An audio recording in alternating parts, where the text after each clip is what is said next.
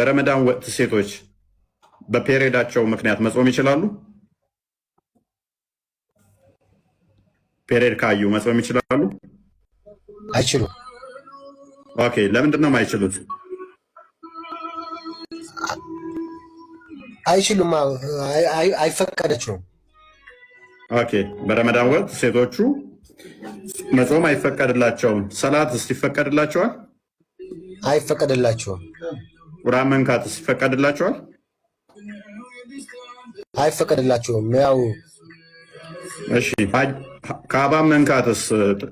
ካዕባን መዞር አይፈቀድላቸውም። ኦኬ፣ መሳምስ? ጥቁሩን ድንጋይ መንካት? እሱም በቃ አሁን በቃ እንዴት ነው? ሰላት የላቸውም እነሱ ማለት በቃ ምንም እንትን ሰላት የላቸውም። ኦኬ፣ አሁን እነኚህ የዘረዘርኩልህ እነኚህም ባለመፈቀዱ ስለዚህ ቁርአን መንካት አይችሉም፣ ጸሎት ማድረግ አይችሉም፣ መጾም አይችሉም፣ ካዕባን መንካት መሳም አይችሉም፣ መዞር አይችሉም። እነኚህ ኦኬ፣ እሺ፣ ህመሙ ከባድ ስለሆነ እሺ፣ ቀጥል። በአጠቃላይ አንድ ልንገርህ፣ መስገድም አይችሉም፣ መጾምም አይችሉም። ይሄ ከላይ የተነገራቸው ነገር ስለሆነ ጭራሽ በቃ እንደዚህ እስኪሻላቸው ድረስ መጾምም መስገድም ምንም ማድረግ አይችሉም። ኦኬ፣ በዚህ ምክንያት ካዳ ህመም ከሆነ አንተ እንዳልከው በህመሙ ምክንያት ከሆነ የተከለከሉት ይሄንን ባለማድረጋቸው ይቀጣሉ ወይስ ይሸለማሉ? በዚህ አይቀጡም። ቀዳ አለባቸው። በሌላ ቀን የሚጾሙ ጾሞች አሉ። እሺ፣ ከረመዳን ውጪ የሚጾሙ ጾሞች አሉ። በእነሱ ማካካስ ይችላሉ። ስለዚህ ሰኞ፣ ሐሙስ። ነብይ ደግሞ እንደዛ አይደለም ያለው። ይሄንን ባለማድረጋቸው ባለመጾማቸው የረመዳን ወቅት አብዛኞቹ ሴቶች ገሃነም ይገባሉ ብሏል። የትኛው ምን ላይ? ስለዚህ እንደዚህ ብሏል አላለም? ነው ጥያቄ ነው። ሶሪ ተሳስቼ ነው። አላለም። ኦኬ፣ የሆነ ኡስታዝ ሲሄድ ሰምቼዋለሁ። የሰማሁት መስሎኛል። ክርስቲያን ማን ነው? በእናትህ የሆነ ሰው ሰምቻለሁ። በረመዳን ወቅት ላይ ሲጾሙ በረመዳን ወቅት ሴቶቹ ስለማይጾሙ ገሃነም ይገባሉ የሚል የሰማው መስሎኛል። ተሳሳተ መረጃ ነው። ስለዚህ እንደዛ ያለው ኡስታዝ ተሳስቶ ነው ማለት ነው። አዎ ይሆናል። ኖ ሰምቼ እኮ ነው እንደዛ የሚል በረመዳን ባለመጾማቸው ምክንያት ሴቶቹ አብዛኞቹ ገሃነም ይገባሉ የሚል የሆነ ቪዲዮ አላያችሁ?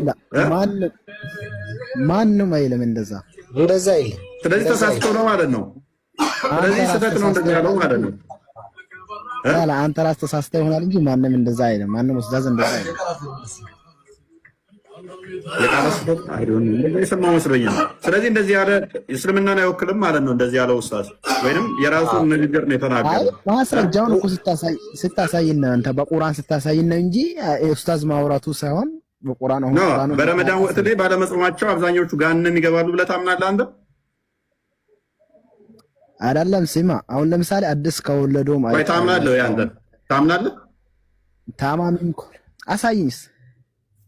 እሺ፣ ሰይድስ? እኔም እንደዛ የሚል ነገር የለም ባይ ነኝ። ቴንኪው። እኔ ግን የሰማው መስሎኛል። ሰውየው ተሳስቶ ይሆናል። ስለዚህ ወይንም እስልምናን አይወክልም ብለን እንለፈው። እንደዛ ቢሻላል። እናመሰግናለን። ነብይህን ነው እስልምናን አይወክልም ያልከው። ነብይህ ነው ያለው። ክፈተው መረጃውን አንብበው ክርስቲያን። መሐመድ እንግዲህ እስልምናን አይወክልም ማለት ነው። ኦኬ፣ ያ ልክ ነው። የተናገረው ነገር ሴቶችን የሚወክል አይደለም። ምክንያቱም ሴቶች በእግዚአብሔር አምሳል የተፈጠሩ ስለሆኑ ማለት ነው። ላንብብላችሁ። ሳሂህ አል-ቡኻሪ 304 ላይ ናሬትድ አቡ ሳይድ አልኩድሪ እንደተረከው ይላል። በደንብ አዳምጡ። ዋንስ አላህስ ሜሴንጀር ዌንት አውት ቱ ሙሳላ ቱ ኦፈር ደ ፕሬየር ኦፍ ኢድ አል አድሃ ኦር ኢድ አልፈጥር።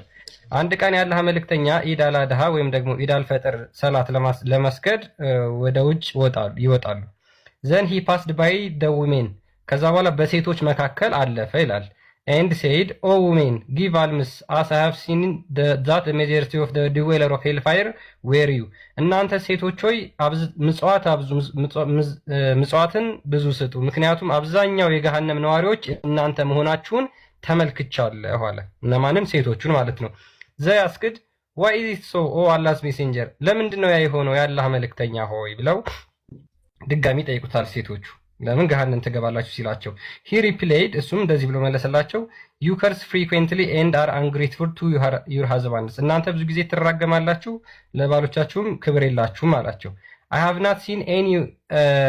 not seen anyone more deficient in intelligence and in religion than you, ከናንተ በላይ በሃይማኖትና በእውቀት በጭንቅላት ጎዶሎ የሆነ ሰው አላየሁም አላቸው። ሴቶችን ማለት ነው። በሃይማኖት ጎዶሎ ናችሁ፣ በጭንቅላት ጎዶሎ ናችሁ። A caution sensible man could be led astray by some of you, ብዙ ሰዎች በእናንተ ሊጠሙ ይችላሉ ይላቸዋል። The woman asked, ሴቶቹም እንደዚህ ብለው ይጠይቃሉ ኦ አላህስ ሜሴንጀር what is the deficiency in our intelligence and in religion፣ የአላህ መልእክተኛ ሆይ እኛ በአይምሮ ጎዶሎ ይሆን ነው እንዲሁም ደግሞ በሃይማኖት ጎዶሎ የሆንበት ምክንያት ምንድን ነው ብለው ይጠይቃሉ። He said is that not the evidence of two women equal to the witness of one man፣ እሱ ምን ብሎ ይመልስላቸዋል? የአንድ ወንድ ምስክር ከሁለት ሴቶች ምስክር ጋር እኩል አይደለምን ይላሉ ብሎ ይመልስላቸዋል። they replied in affirmative፣ እነሱም በአዎንታዊ ይመልሳሉ። he said this is the deficiency in her intelligence፣ እነሱም በአዎንታዊ ከመለሱ በኋላ እሱን ይላቸዋል በዚህ ምክንያት ነው በሃይማኖት በጭንቅላት ጎዶሎ የሆናችሁት ይላቸዋል።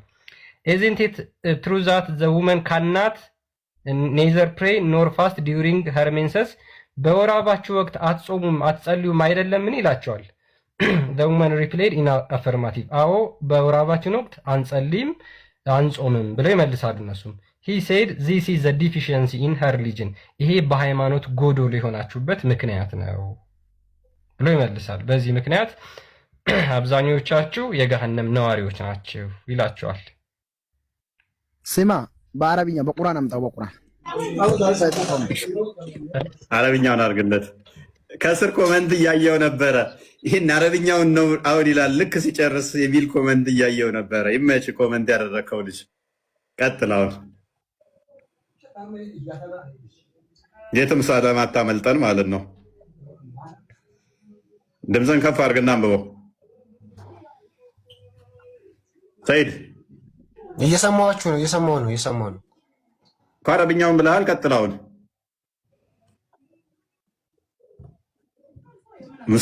እስልምና ብቸኛ መዳኛው አሁን አረብኛንና ውሸትን አድርገዋል። ቀጥል አንብብ። አረብኛ ይኸው እኔ አላልኩም ሲጀመር፣ ግን ይሄ አረብኛው ማለት በትክክለኛ ቁርአን ላይ አይደለም ያለው የሚመስለው የተጻፈ ነገር ጽሁፍ ነው። ቀጥል አንብብ። ጽሁፍ ነው ምንድነው? ማን ነው የጻፈው? መጀመሪያ ዝም ብለህ አንብብ ሳይሆን ማን ነው የጻፈው? ምን ሐዲስ ላይ ነው ይሄ? ማን ነው የጻፈው የሚለውን እኮ አንተም እኮ መጻፍ ትደርስበት እኮ አንብብና ትደርስበታለህ። ማን ነው የሚለውን